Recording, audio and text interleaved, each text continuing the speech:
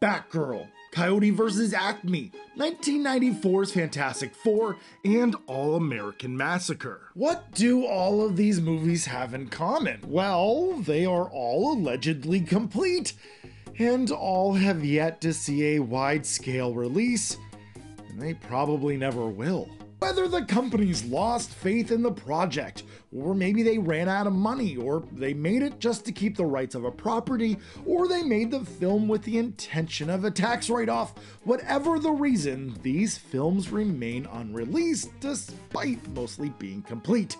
And these aren't the only examples. Unreleased films have been around since the dawn of cinema, with examples being found in the early 1900s. Most of the time, these movies will never be seen, but in some rare circumstances, some unreleased films eventually see the light of day. And that is such the case with Linnea Quigley's Scream Queen.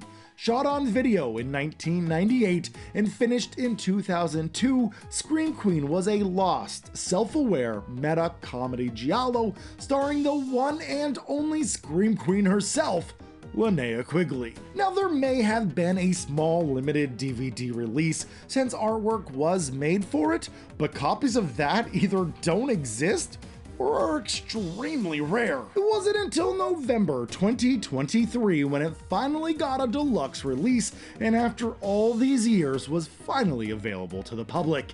And what distribution company got their hands on this elusive film? None other than Visual Vengeance. Now, this shouldn't be a shock to horror fans because Visual Vengeance is the same company that released another Linnea Quigley lost horror film, Heartland of Darkness, which I covered last year. Shameless plug. So, with another lost Linnea Quigley horror film finally being unearthed and available to the public, let's find out if it was a hidden cult classic or if it's better off forgotten. Welcome back to the HellBound Horror Show.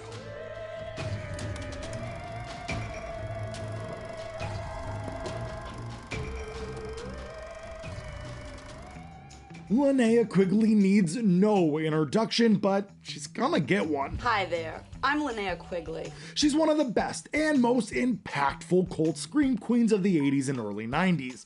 If you're a fan of cheap 80s horror flicks, then I guarantee you've seen a Linnea Quigley movie. She was basically in everything. She's been in over 170 movies, and most of them are horror. She's not afraid to get eaten alive by zombies, make a workout video with the undead, or wield 2 chainsaws while being topless. From low-budget movies to even lower-budget movies, Linnea Quigley tends to steal the show in whatever she's in. People will check out bottom-of-the-barrel movies just because she's in them. And who can blame them? She's great, lovely, beautiful, and a presence that steals the show. You can put her name at the top of a poster and people will buy or rent that movie. Even if the movie's bad, having her name associated with the picture will do wonders for sales. Work those thighs, alright, cut them off. That sounded familiar. So, who would go through all that trouble to get Linnea Quigley in their film and not release it? Well, we are dealing with micro-budget horror films, and the lower the budget, the more of a gamble it is for distribution companies to release it. Not to mention that by the early 2000s, when Scream Queen could have been released, Linnea would have been past her Scream Queen prime.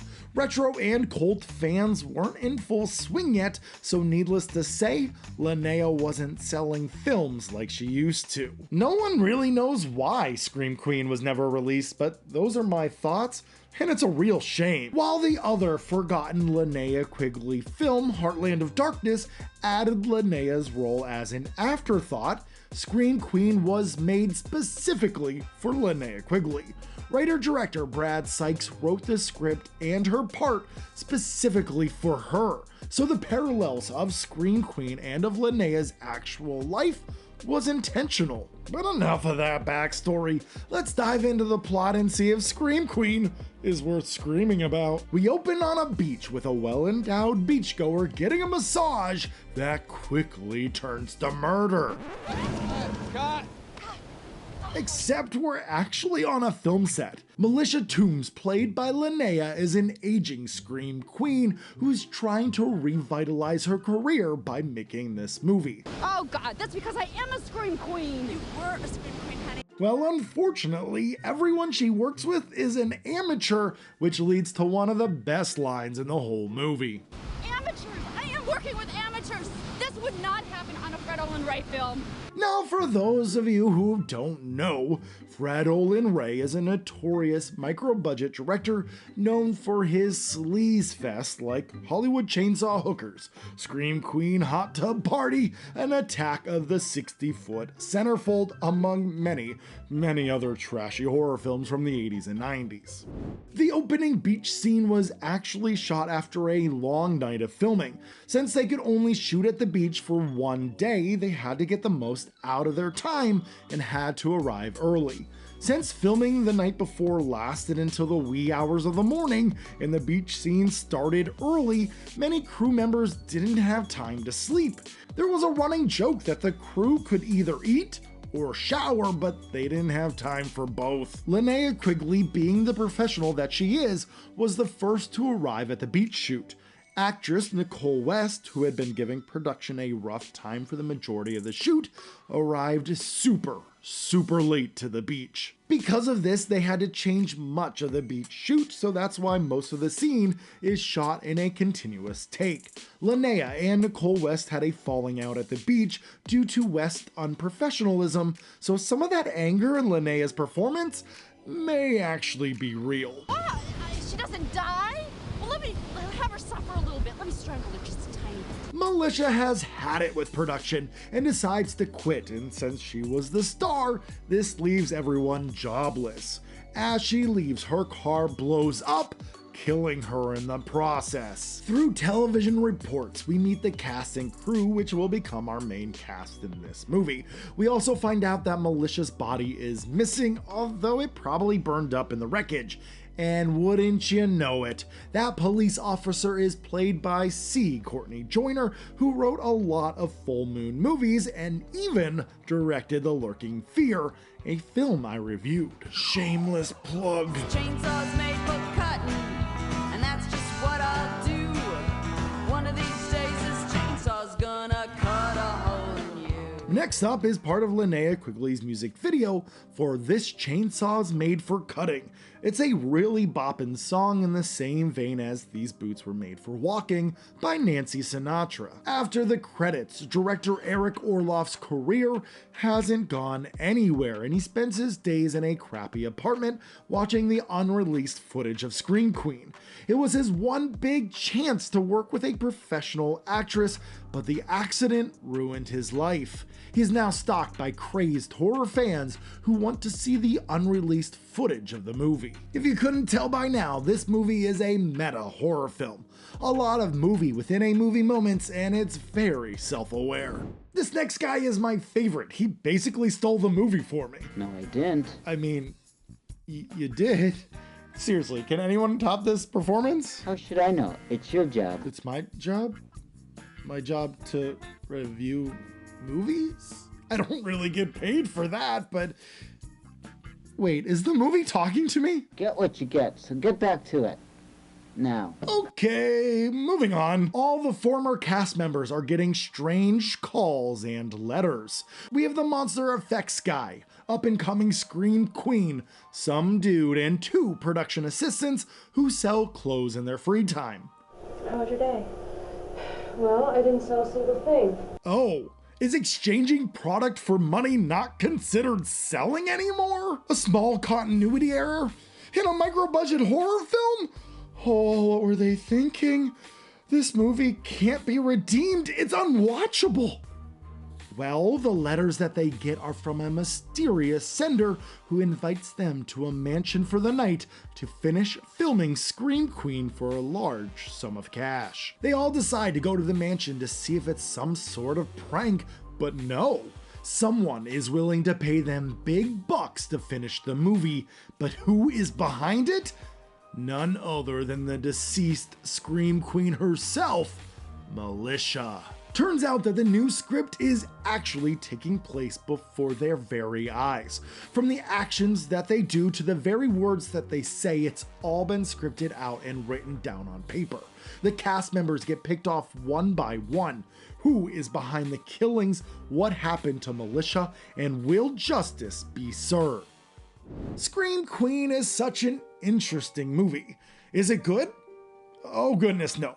But it is highly entertaining. It's bad, but enjoyable. It's cliche, but it's fresh. For as much as it stumbles, it soars. Linnea Quigley is the highlight for sure. She steals the show, as she often does, and she actually has a large role. Since this is micro budget, she's not in every scene, but she's in a lot of them, and is the star that truly elevates this one.